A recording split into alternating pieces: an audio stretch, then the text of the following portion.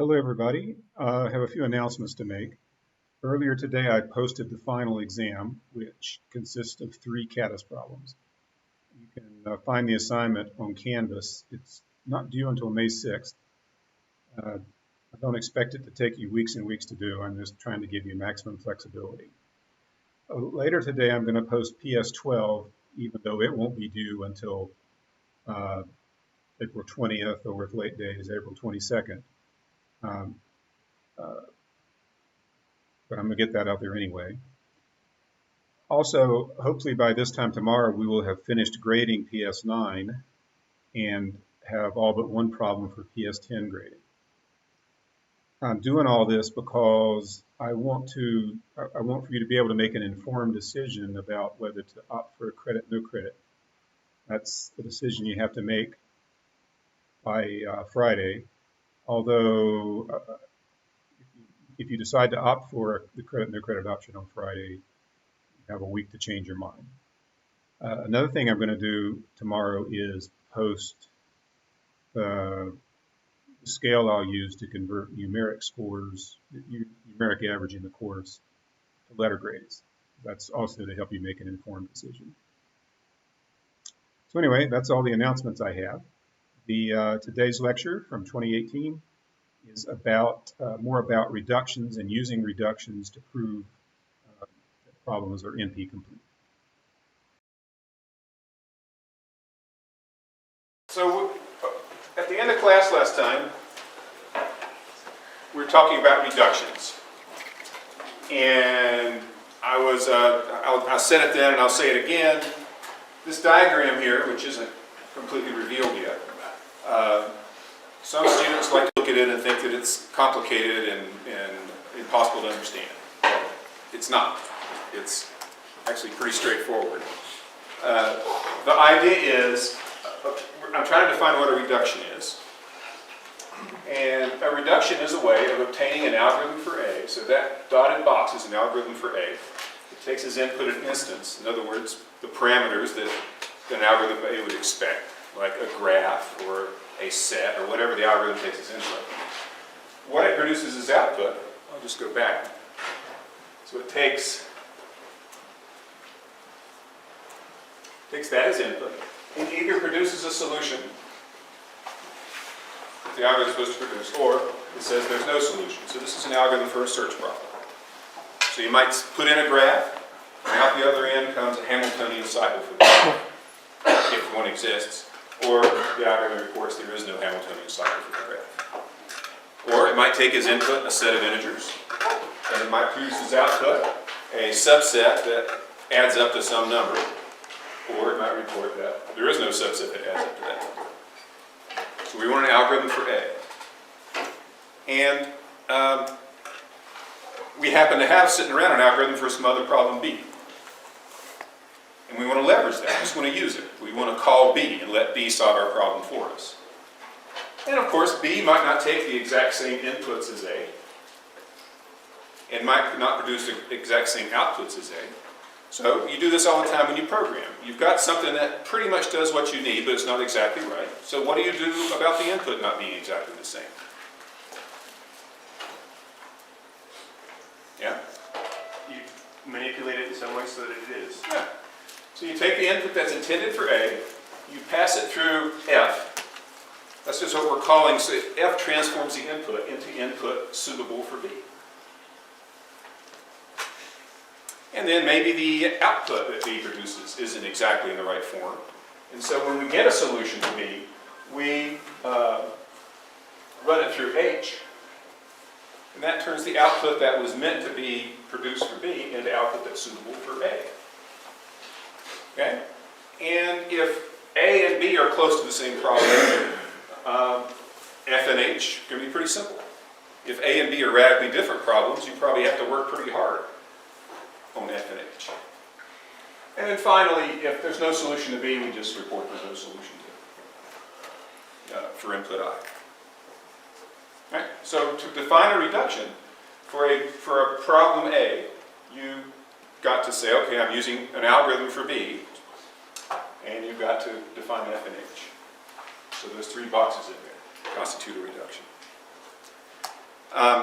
This is called a reduction from problem A to problem B. And we looked at this example.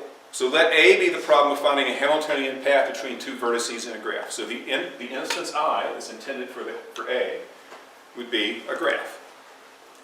And what we want to see come out the back end is a Hamiltonian path. Well, actually, I need more specific.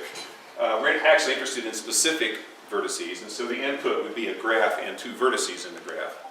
The output would be a Hamiltonian path between the two vertices, i.e. one that visits every vertex, that doesn't close the cycle.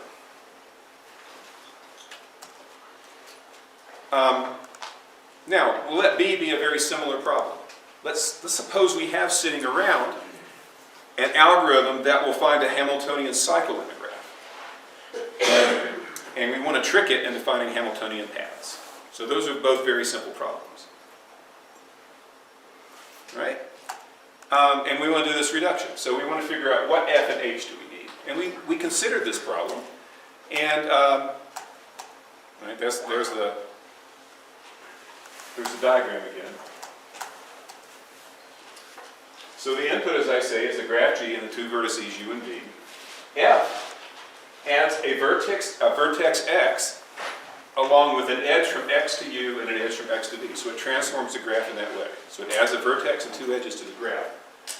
And then H is going to see a cycle come out. And what it does is it removes X and its edges from the cycle that comes out. So it's not very complicated, but here's the picture. There's a graph. We want to know if there's a Hamiltonian path from A to B. Is there one? Sure. Yeah. Yeah, we go here, here, here, here, here, here. Yeah, I think that's not the only way. Okay? So we want to find Hamiltonian paths, but we're stuck with an algorithm that finds Hamiltonian cycles. And so the reduction is, we take the graph that came in, we add X with edges from A to B, and then we ask, find the Hamiltonian cycle. Now, if there's a Hamiltonian path in the original, will there be a Hamiltonian cycle in the new one? Okay, what's the argument? How do you know that if there's going to be a cycle in the new graph if and only if there's a path from A to B in the original, a Hamiltonian path from A to B? Yeah? In order to create a cycle including X, A, and B, there must be two paths that connect A to B. One going through A, X, B, and the other going through the path. Okay. So, if there was a cycle in the first place, if there was a path in the first place, there has to be a cycle, right? If there's a way to get from A to B, then there's going to be a cycle here that goes from X to A, back to B, and then to X.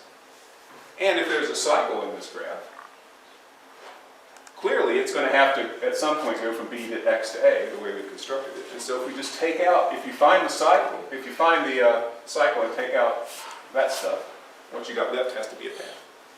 That's all the reduction is doing, yeah? Is there a particular reason for adding as opposed to just an edge between A and B? Okay, what's the problem with adding, instead of adding X like that, just adding an edge from A to B? That works for this graph. Okay. Why might it not work though? Why do you have to add that extra X? Yeah? It doesn't work for this graph. Could it be that other graphs have more edges leading out? Sure, but let's try to draw a graph for which that trick wouldn't work. Yeah? Well, you need that extra X to force the route to go through there, because it has to visit every vertex. So like you Okay. have that extra X that's forced to go through there, so you know you're both getting that. Okay, we've got to make sure that in the cycle that we get, I'll just show you the example first. Who could think of an example where it fails? Yeah? Perhaps have some vertex C that leads to A. And then have an edge from C to B. And then from B to D. And then, actually, never mind a second. I lost it. Okay, we're close. Let's do this. Okay? So the proposal was to have the reduction just to add an edge here. Then find a cycle, and then what do we do when we find the cycle? How do we recover the path? Remove the edge. Remove the edge from A to B. But what will happen if we find a cycle in this graph? So we do the reduction. We take the incoming graph, which is this. We add that edge. We go find a cycle. What will it find? Cycle There's only one cycle here, right? What is ACB. it's the cycle is A, C, B, D, A. Okay? And then, okay, so it found a cycle. Then to produce the solution to the original problem, we're supposed to remove the edge from A to B. There is no edge from A to B to remove. We didn't use the edge from A to B. And so the coming out the other end, we're kind of stuck. We can't produce the solution to the original problem. By doing it this way,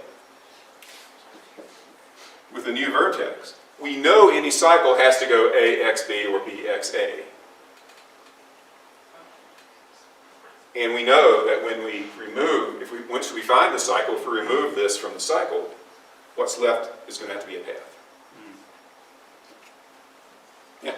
So because that's already a cycle, when you create that X, it makes it impossible to visit all of them once? No. Okay, let's add X. No more cycle. Huh. I get to see. Oh, okay. But that would return no Right. path, which is true for this graph. Yeah, okay, yeah. Okay, that graph does not have a cycle. I mean, does not have a path from A to B, a Hamiltonian path from A to B. If we add an edge, suddenly there's a cycle. Okay? When we add X here, there's no cycle, which is good. We don't want there to be a cycle because there wasn't a path to start with. So adding X sort of preserves what we want. If the original graph had a Hamiltonian path, this will have a cycle, and if it didn't, it won't. You can't say the same about just adding an edge from A to B. In this case, it flipped something that did not have a Hamiltonian path into one that had a Hamiltonian cycle. We don't want to go there. Okay? Any other questions about this?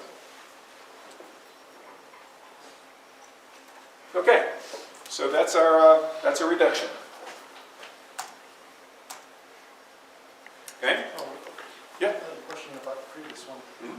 So if you gave us an algorithm that finds Hamiltonian paths, can we reduce it to one that finds cycles? So the other way around. Okay. So his question would be, let's reverse the roles. So instead of reducing Hamiltonian path to Hamiltonian cycle, go the other way around. What if you wanted to look for cycles and all you had were paths? So you want the big algorithm to be finding cycles, and you want to do it in terms of finding paths. Okay. Yes, you could. Rather than, I'll let you think about how you would do it, because I got another example I want to talk about instead. But yeah, in print, yes, you could find such a reduction. Okay. All right. Now, those two problems are very similar, right? Hamiltonian cycle, Hamiltonian path, and so maybe it's not so surprising you can reduce one to the other. But suppose that what you wanted was, you wanted an algorithm for the subset sum problem. Okay, and the subset sum problem takes as input a set of integers and a goal, which is another integer. And it looks for a subset of the set that adds up to the goal. All right? So suppose we want an algorithm for that, but all we had laying around was this weird problem. The problem of finding a path in a DAG that has a particular weight. So what we have is an algorithm for this DAG problem. So given a weighted DAG, find some path in that DAG that adds up to a goal. But what we want to solve is the set problem, the subset sum problem. Now they do have something in common. They have a goal. And one problem is a set of integers, and the other is integer weights. But somehow we got to take the set that's coming in, turn it into a graph, turn it into a DAG, a weighted DAG, solve the problem on the DAG, and then take the solution on the DAG, which would be a path, and turn it back into a subset of the original set. So they're very different kinds of problems. All right, I want you to think about that for a few minutes. So you're writing a program. In your library, you find an implementation of this DAG problem, and you want to use it. You want to leverage it to produce an algorithm for a subset sum. So in other words, I need a reduction. I need an F and an H. Right? Talk to the people around you. See if you can, I mean, how would you do it? So, why don't you tell me what it is you have?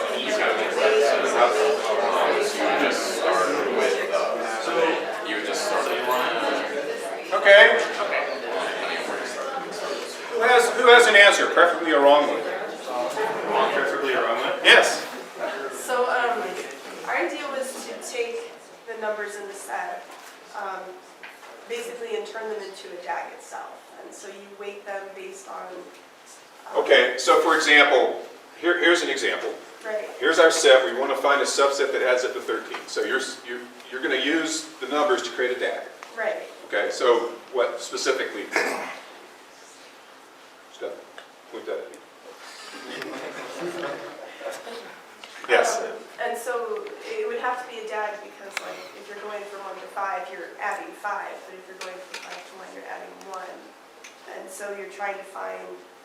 And you would connect every single one to every single one. And so you're trying to find a cycle that adds up.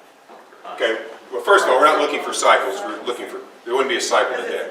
Right. All right, so how many vertices would I create here? 4. Okay, so we're going to create one for each number. Okay, and then what? And then you basically have a direction arrow. Well, no, it's acyclic. You know, all right, so cycles aren't the issue. Okay, so, I mean, that's a start, though. What's your thought? You could connect each vertex for the number that it represents in the set, connect it to all of the other vertices which represent the members that come after that. I think that's a little fishy because the order of a set's not important. So I'm a little bit uncomfortable with that, but let's go with it. So what would you say? Connect this to what? Connect that to every... Well, first of all, what do you do with the numbers? So the numbers are like starting values that you would have if you started at that vertex. And Okay, but the numbers, okay, so the only place we can put numbers in this DAG are on the edges. Right? It's a weighted DAG, so I need a way to weight the edges. Okay, yeah? Then we need a fifth vertex then. Need what? We need a fifth vertex then. Okay, you want a fifth vertex. And what do we do with edges? Yeah. From the first vertex to the second, you have 4 edges.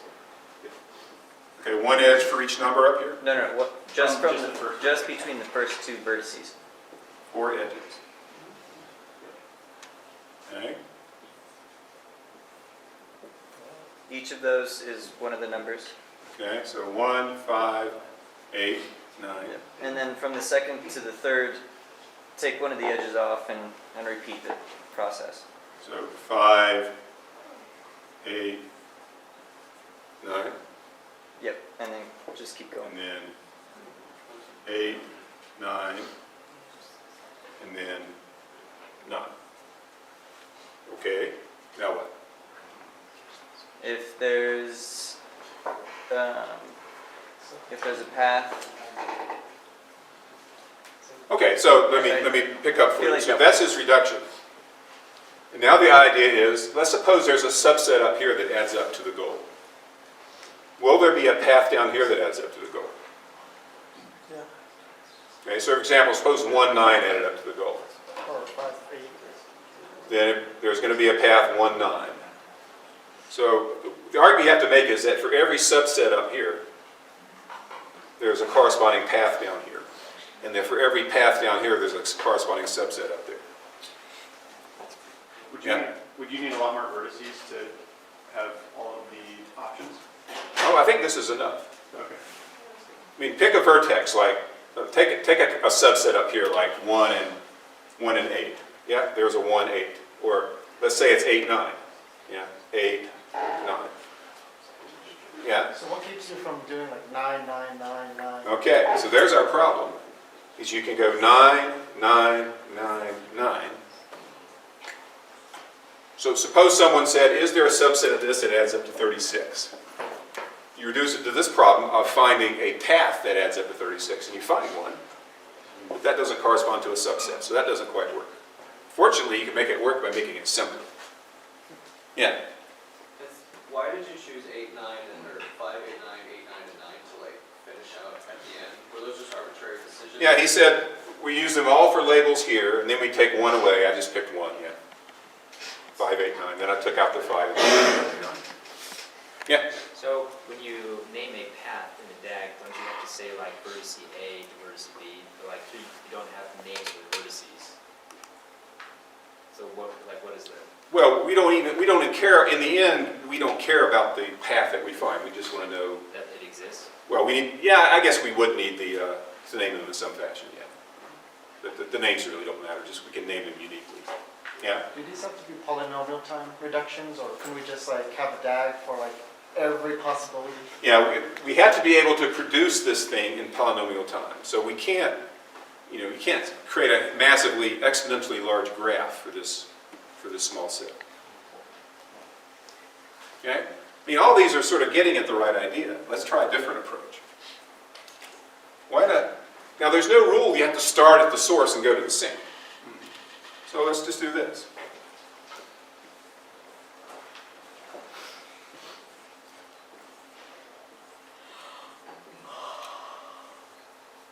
Would that work? Well, you need more, right? That's not going to work.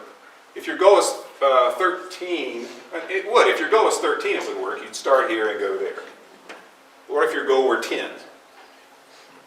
There's no path that goes from 1 and then goes to here and goes to 9.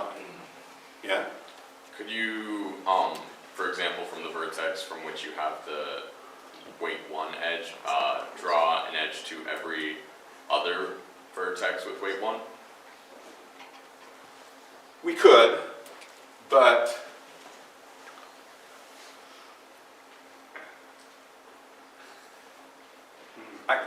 that would make a mess. I can do it more simply. What if I did? I'm going to do the same idea. I'm going to do this. Like, skip. Nice. So I'll add these edges and weight 0. Now I think for every subset up here, there's a path down here. And for every path down here, there's a subset up there, if you take out the zeros. So like if you wanted to say, if your goal was 10, you could find a path. You go 1, 0, 0, 9, and it adds up to 10. Right?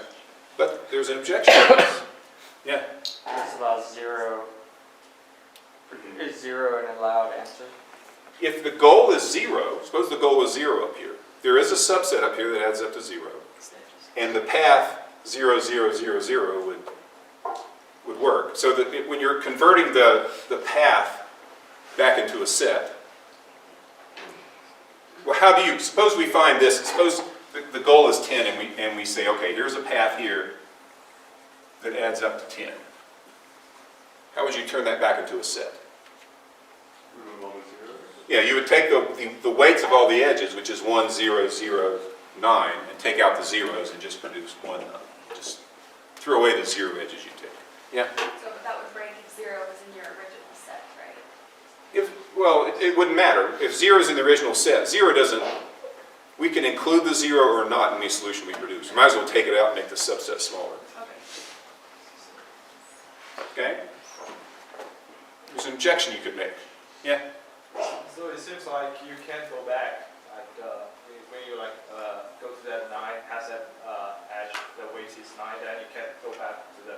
Right, you can't go back, and that's a feature because we're supposed to be reducing it to a problem on DAGs. You can't go back on DAGs. The key thing you have to convince yourself of, if there's a subset up here that adds up to 36, or adds up to the goal, there will be a path down here that adds up to the goal. And the idea is, it's easy to see. if the subset contains some numbers, you use the path, you use the edge with their weights, and then you connect with the zeros as needed. Yeah. Sorry, it's kind of like light switches. You're turning on the Yeah. numbers that you want. Right. If you want to use this weight in your subset, you take the edge. If you don't, you skip it and go be in the zero. So you sort of pick which edges you want to use. And you also got to convince yourself that if there's a path down here that adds up to something, there's a subset up here that adds up to something. And I think it does. But I still, no one's made the objection yet that I'm expecting.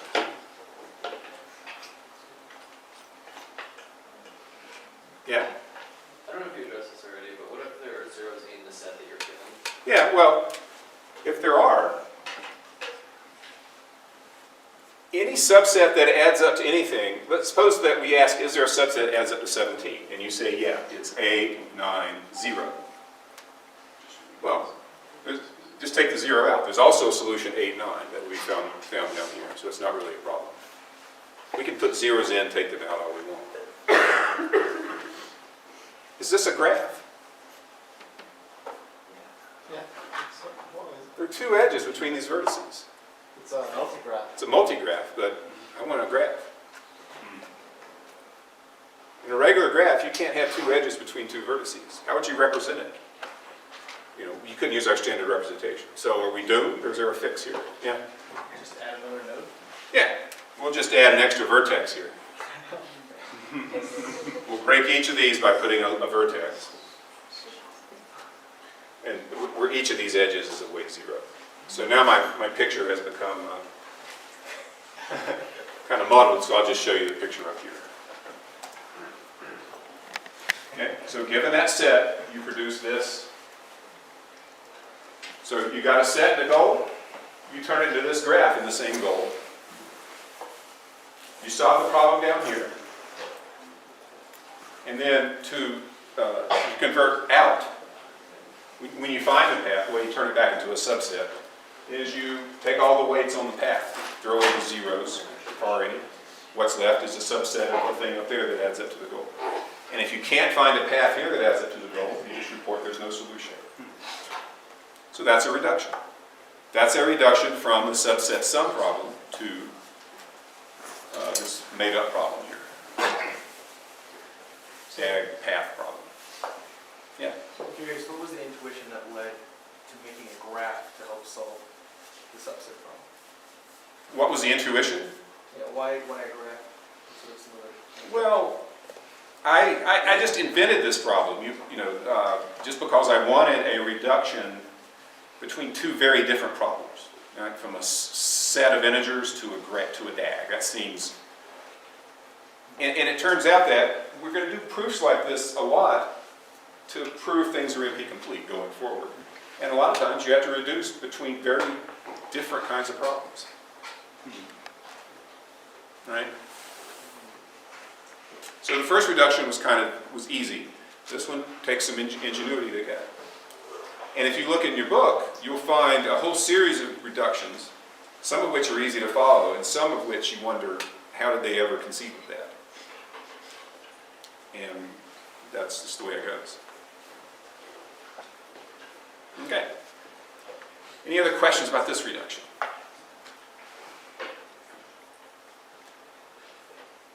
Does it go the other way? We could, yeah. We could take a DAG, an arbitrary DAG, not necessarily in this form, but it's possible. I don't know what the reduction would be, but given any weighted DAG, and the question is there a path in this DAG that adds up to a goal, you could, in principle, convert it to the subset sum problem.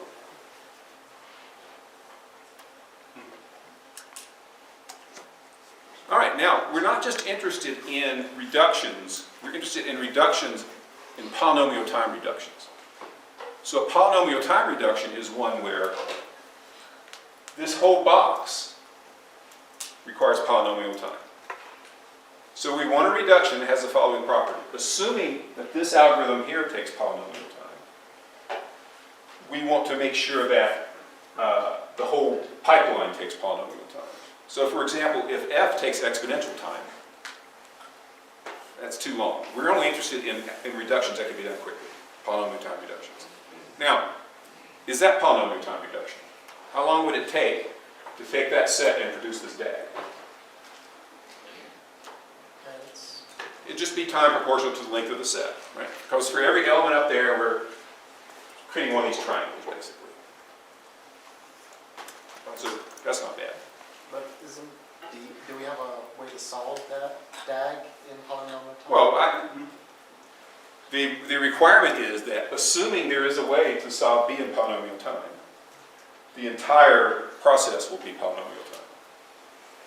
And for that to be the case, we've got to have a fast F and a fast H.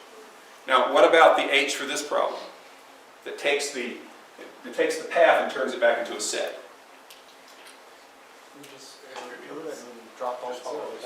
Yeah, that's just linear time as well. You just go through and take out the zeros. Okay, so let's think about what's required. Suppose F is polynomial time, O of n to the A, and B is O of n to the algorithm for B is O of n to the B, and H is O of n to the C. What bound can we put on the running time of the whole dotted line algorithm? If we're composing three polynomial time algorithms. One for F, one for B, and one for H.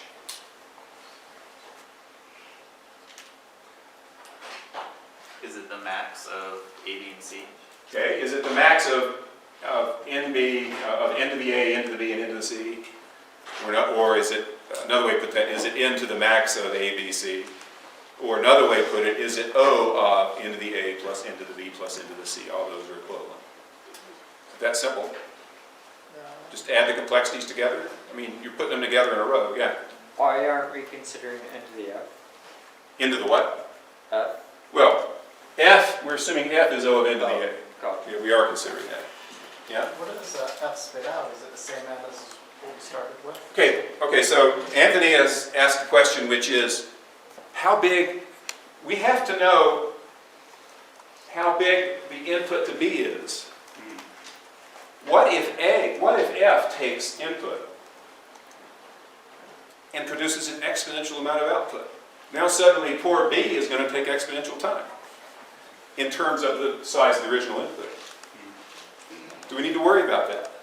Well, what the exponential be? Okay. Do we need to worry about F producing, suppose F takes input of size n and produces output of size 2 to the n. Then we're not going to have, so, Don't use that F. but F, suppose F is polynomial time. F is O of n to the A, that's all we're going to require, is that F be polynomial time. But its output is of size 2 to the n. As a result, the rest of the pipeline takes exponential time just looking at its input. What do you say about that? Yeah? How can an algorithm create more things than it has time for? Exactly. Well, A polynomial time algorithm does not have time to produce an exponential. Right? How would it do that? If it could produce an exponential amount of output, it would take an exponential amount of time to do it.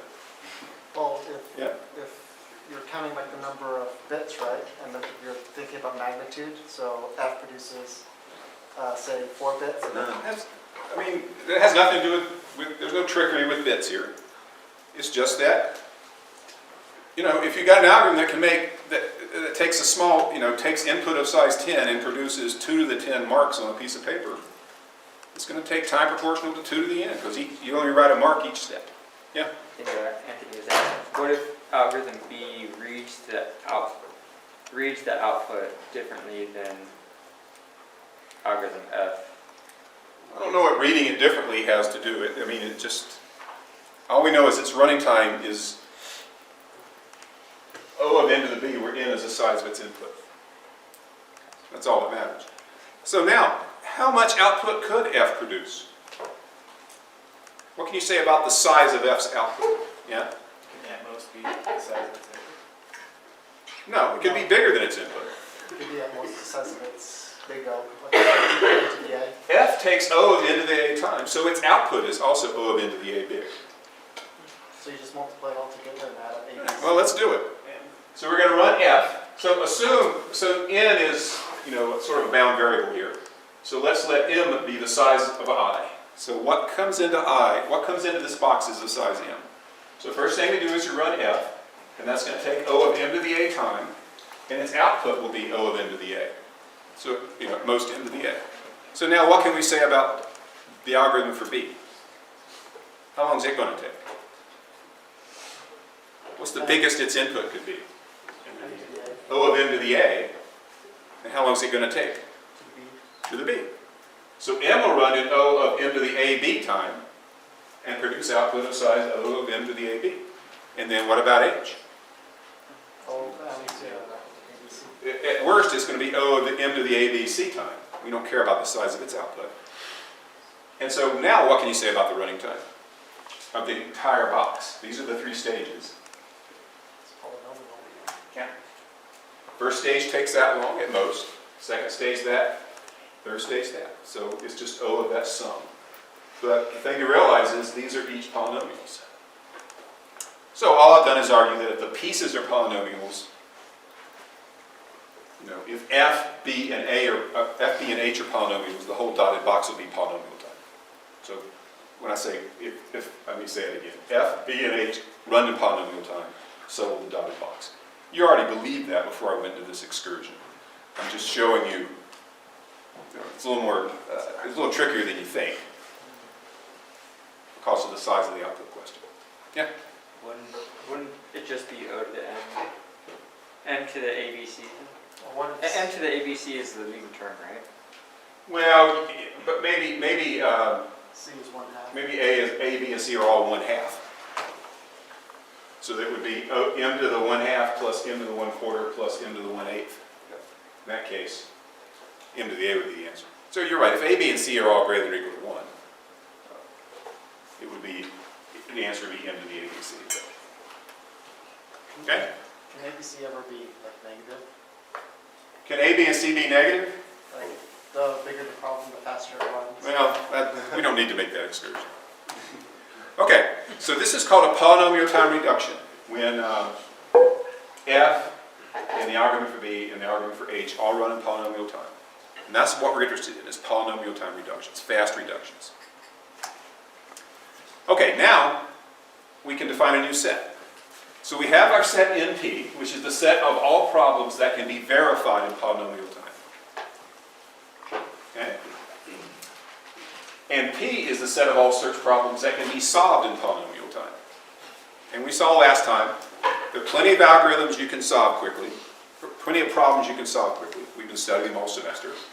There are plenty of problems that can be verified quickly. Okay? Now there's a set NP-complete.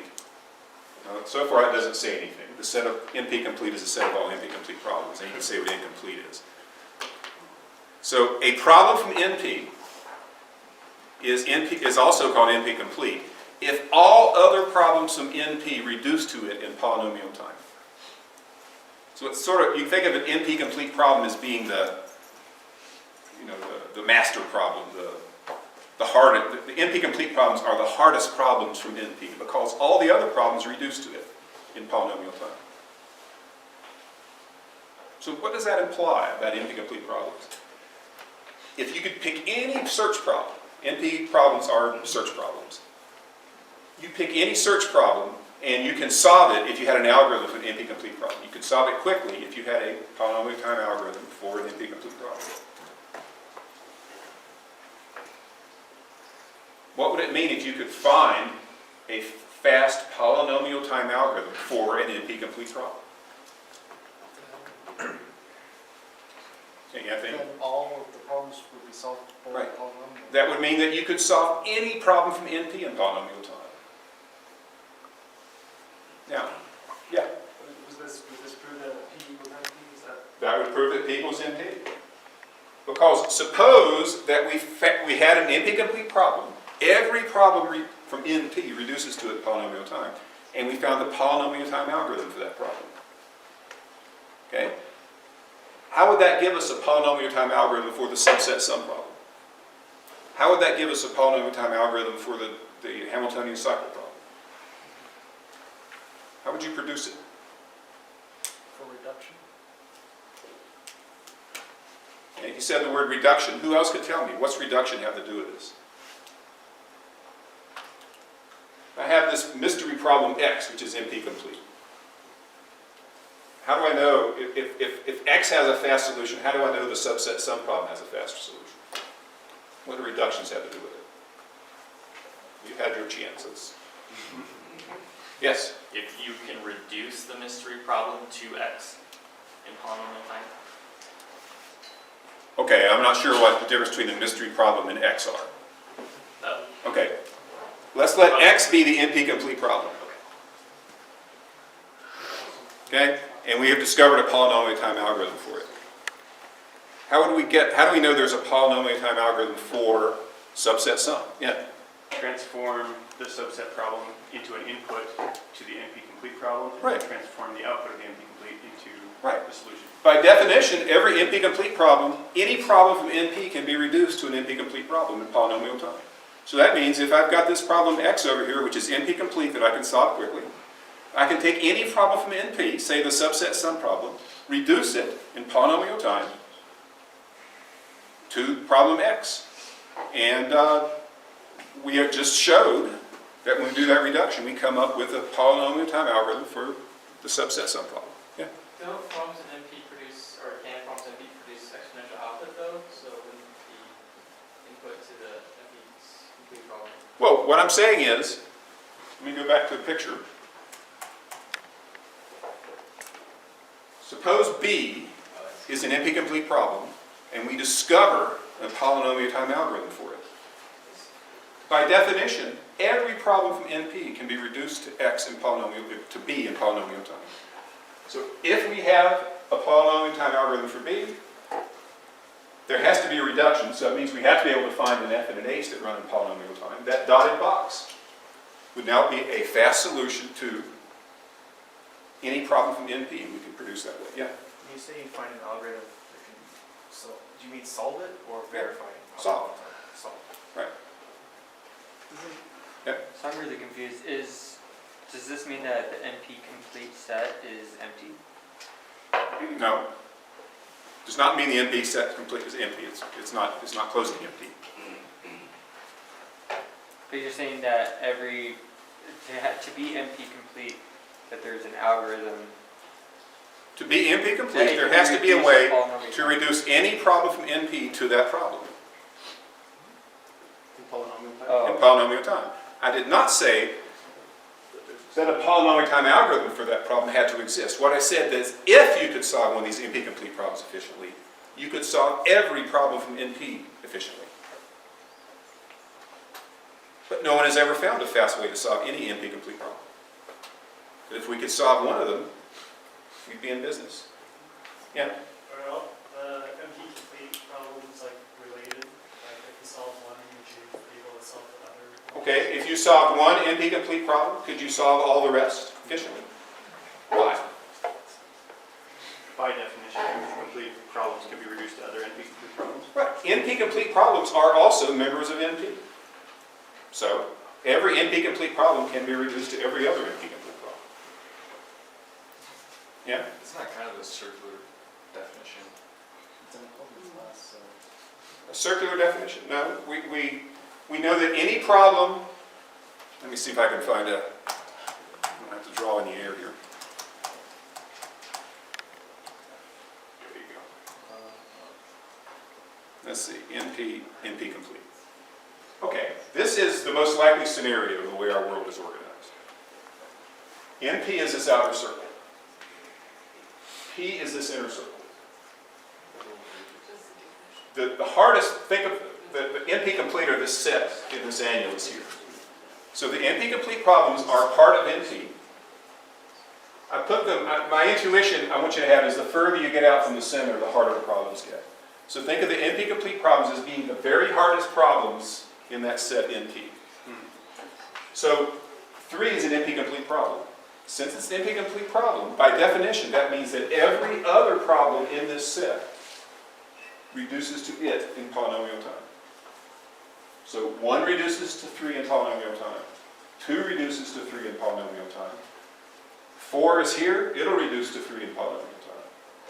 3 will reduce to 4.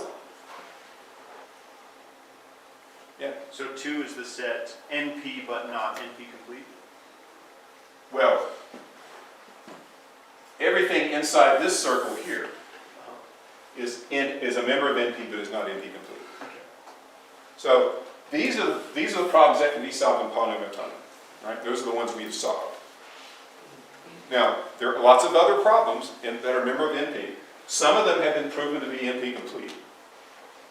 And then there are problems in between that for which we do not know a polynomial time algorithm, but which we have not proven are NP complete. There's a very famous problem sitting right there, in fact.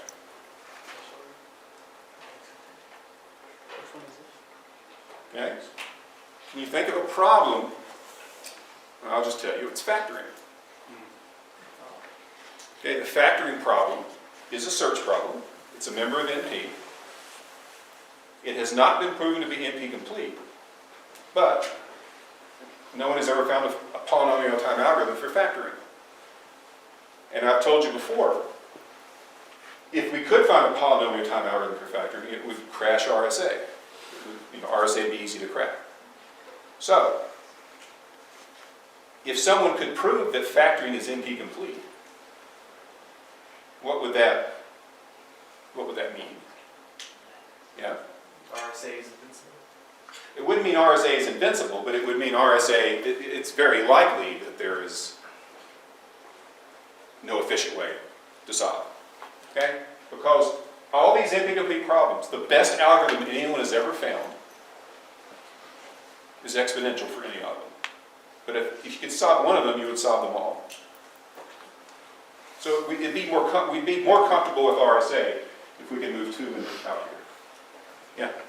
With the advent of quantum computing and efficient ways to solve factoring, if factoring was NP complete, would that mean that you could solve any exponential or greater, like an NP problem in polynomial time on a quantum computer? That I don't know. Okay. But on a quantum computer, yes, there are fast factoring algorithms on quantum computers for factoring, obviously.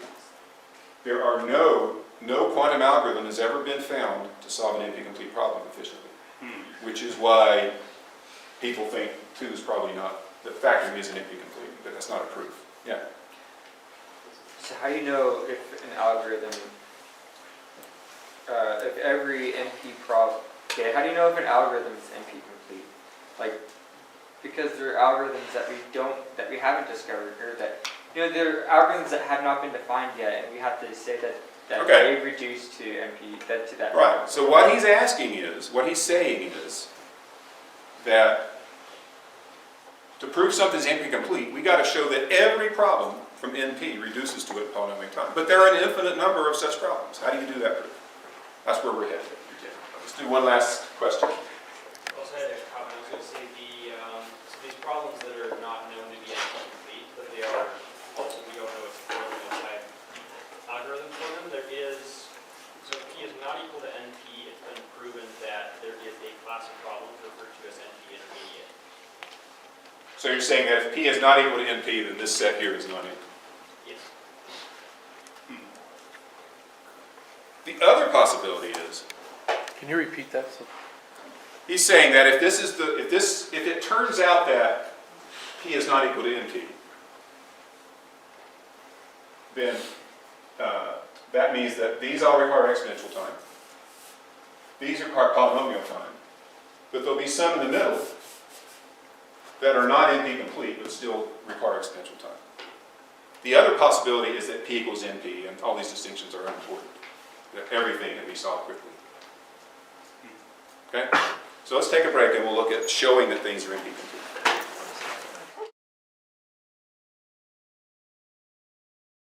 Okay, now,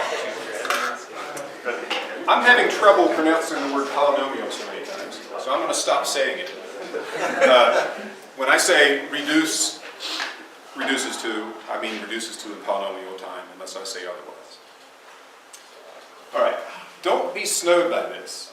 It's easy to just turn yourself off and just decide that this is impenetrable. It's really not that complicated. It's just a little bit of terminology. So NP is a set of all search problems. And a search problem is one that can be verified in polynomial. It can be verified. and polynomial time. Okay? So NP are the ones we can verify quickly. P are the ones we can solve quickly. Clearly, P is a subset of NP. If you can solve it, surely you can verify it quickly. The question is it a proper subset? It may be that every problem that can be verified can be solved quickly, or it may not. We don't know. Some compelling evidence that you cannot solve every search problem quickly is the existence of NP-complete problems.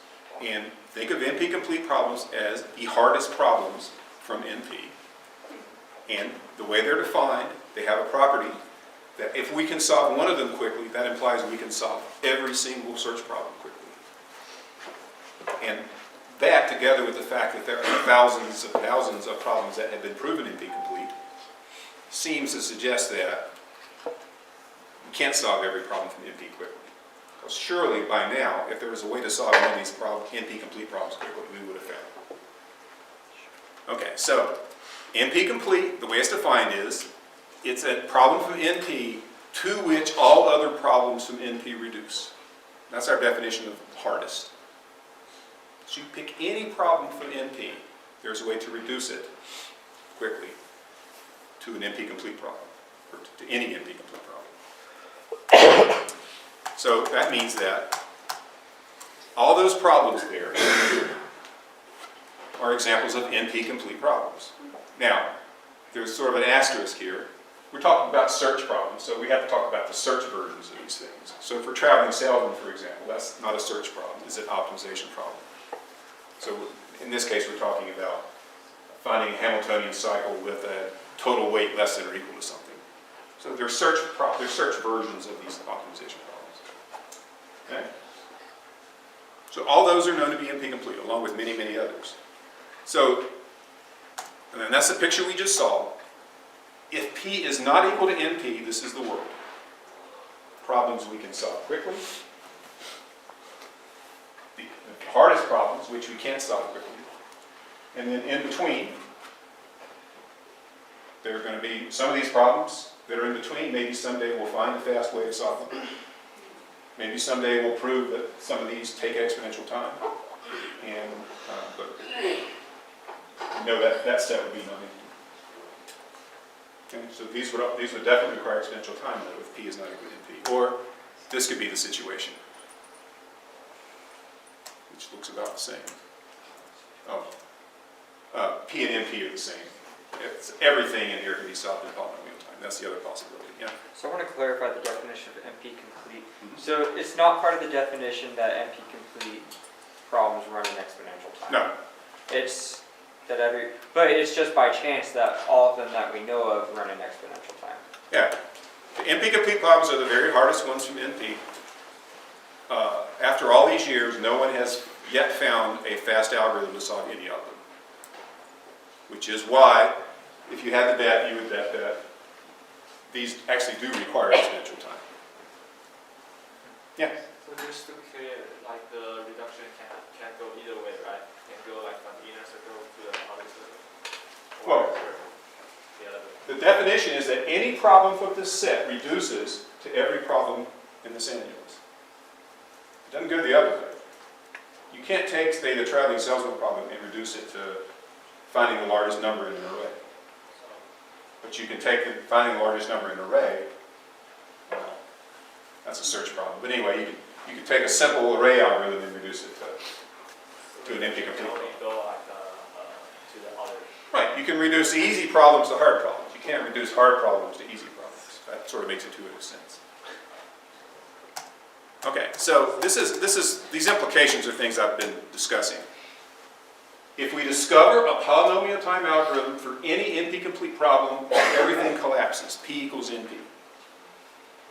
Right? Because if I can solve the subset sum problem in polynomial time, I can then now have a fast algorithm for that. I can take any problem from NP, convert it quickly into the subset sum problem, because that's what it means to be NP-complete, that there's a quick reduction to it. Then I solve that subset sum instance, and I have a solution to the original problem. So if I can solve one of these guys, I can solve them all. If P is not equal to NP, that implies that all these NP-complete problems actually require exponential time, which is what is what is probably true. But so far, the proof that P is not equal to NP has not been found. And the algorithm that would show that P equals NP has not been found. So it's an open question. Yeah? Do you think it's likely with advancements in technology that the NP-complete problems, one of them will be opened up and then we'll be able to crack all these crazy ones with it? Or no? I don't think, personally, I don't think it's likely. I mean, armies of programmers for 70 years have been writing programs, and no one has, it would seem that there was a fast way to solve one of these problems. Somebody would have come up with it by now. Yeah? I feel like in terms of history of science, 70 years isn't really all that long. That's true.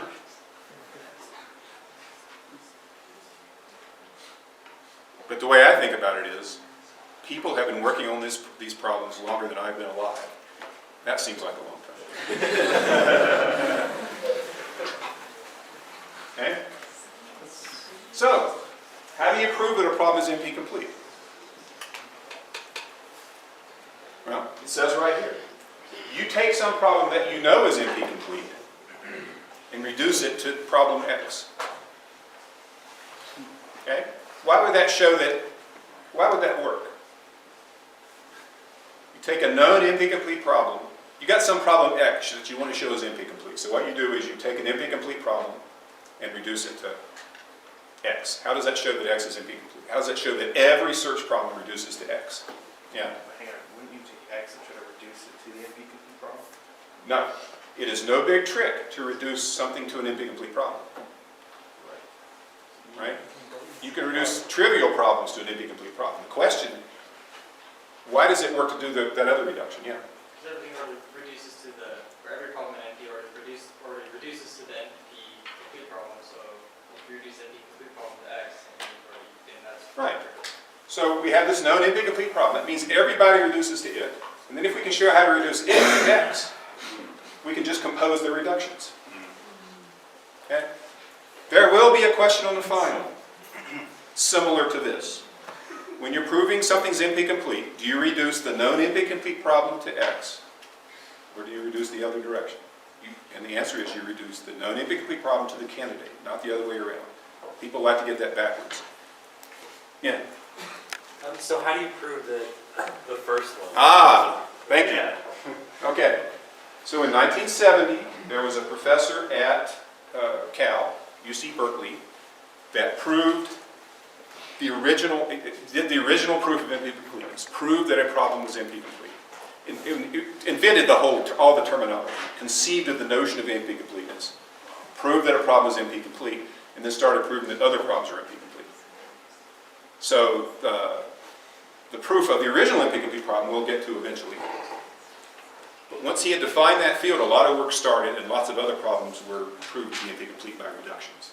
So the first one wasn't done by reduction, obviously. It had to be done a different way.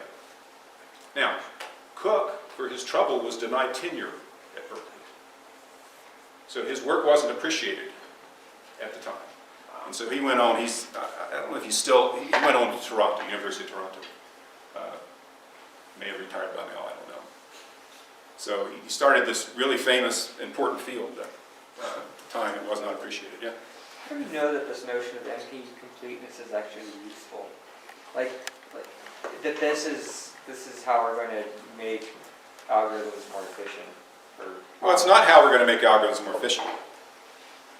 This is Cook's contribution. At the time, 1970, there were all these problems out there, traveling salesman problem, whatever, that people had not been able to find algorithms for. And what he showed was, it's unlikely you're going to find algorithms for them because they form this equivalence class of NP-complete problems that are all reducible to each other, and solving one is tantamount to solving them all.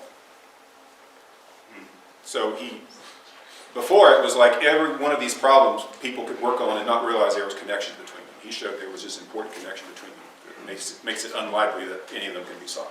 Yeah. This is probably a stretch, but is there word relationship between the term NP-complete and like Gödel's incompleteness theorem for math? Like, or am I just... It's a different sense of completeness. Yeah. Okay, so let us look at proofs of NP-completeness. Okay, now, beginning of this is going to be similar. So this is just defining the sets. So you've already seen those words. These are known to be NP-complete, at least the search versions of them. These actually belong to P. Those are things that we can actually solve. Again, the search versions of them we're interested in. So we've got these two sets. And this is the idea about proving NP-complete. If you know X is NP-complete, the way you prove Y is NP-complete is you give a fast reduction from X to Y. Now, to be NP-complete, we have to show that any problem from NP reduces to Y. Well, since X is NP-complete, we know that every problem from NP reduces to it. This reduces to that. So if you just compose the reductions, just call one after the other, you can convert A into Y. You can convert E into Y. Now, if sometime in the future one of you discovers a fast algorithm for Y, we'll just dig up those reductions that we know to exist that had to be found to prove NP-completeness and go to work, applying these reductions and getting fast algorithms for everything else. Yeah. So if anybody found a Y, that would break RSA and everything else because NP-complete. Right, factoring reduces to Y, reduces to an NP-complete problems, right? So, now, typically, more often than not, when I give this lecture on NP-completeness, someone comes up after lecture and says, during lecture I came up with a fast algorithm for the subset sum problem or something like that. And I usually look at it and rather than try to figure out whether it's right or not, I just say, go implement it and then report back. Time it and tell me what happens. And I never hear back. So I don't mean to discourage you from approaching me, but it's easy to be fooled into thinking you solved the problem. Yeah. So does this same equivalence apply for P and NP? That say some X, you want to say it's NP, you just reduce it to another NP, or P, and reduce it again to another P? Okay, you have to be careful when you use the word NP and the word IN at the same time. I think you were mixing them.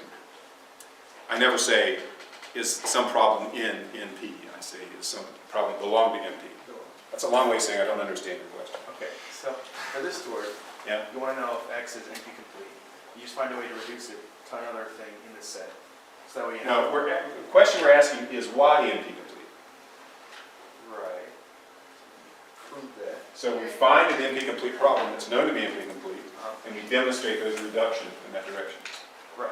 So that way they're both in the same set. So they're both NP-complete, yeah. So could you use that same logic in NP set and P set to say if you have some random thing, you can reduce it to a known NP problem, then it's NP as well? Yeah. So assuming it's a search problem at all. So how about going from Y back to X? Like, don't we want to be able to go back and forth in this graph? So if someone solves X to be... We already know you can reduce Y to X. So he's saying we've shown this reduction to X to Y. Well, Y also has to reduce to X, right? Because any problem reduces to X. But Y is already on this side. Every problem from NP, including Y, reduces to X. Right? So we have the back. So any NP-complete problems, it can be inter-reduced to each other, either direction. Okay, there's our picture of polynomial time algorithm. Okay, so what was this a proof of? Suppose I tell you, we did the reduction of the subset sum problem to this weird DAG problem.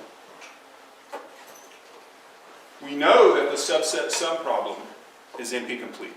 So when we demonstrated this reduction, what did we prove?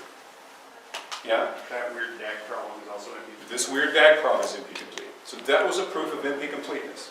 So the existence of this reduction, together with the fact that the subset sum problem is NP-complete, proves that this problem here is NP-complete.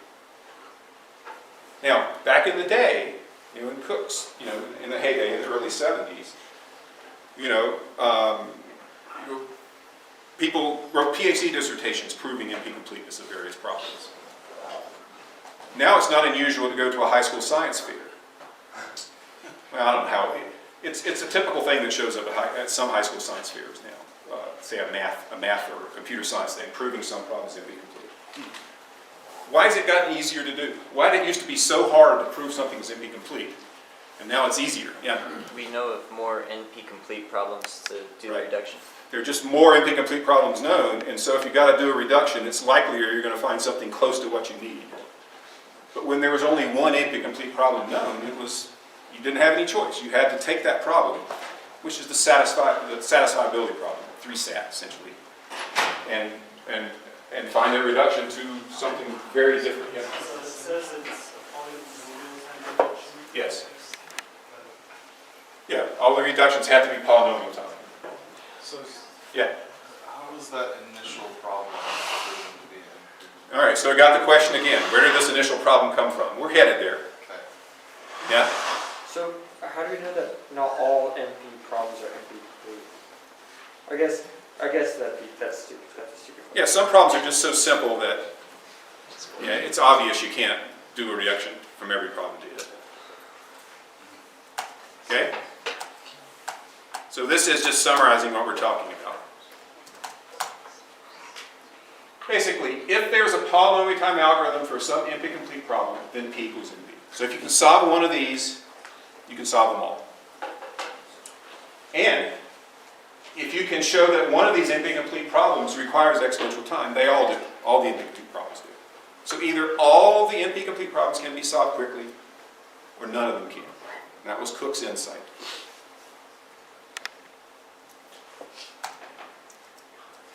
All right, and this is what we've been talking about as well. Prove an NP-complete problem, you reduce from the known NP-complete problem to the suspected NP-complete problem. Okay? Now, in 1410, I have my students, I drill into them that this, the keyword this, in Java, is the object on which the method was invoked. All right? And I tell them that it will be on the final, and I do this over and over again, and people miss it on the final. Okay? So in this class, what I drill is you reduce from the known NP-complete problem to the suspected NP-complete problem to prove the suspected one is NP-complete. That's the direction. It is not the other way. People will miss it. Maybe you should stand on it. Maybe I should stand on the table. But I've already done my standing on the table for this semester. We never forgot. Yeah, you'll remember that. All right, so we will, we're almost ready to talk about how you prove something. The original problem is NP-complete, but alas, you have to wait 2 days to find out.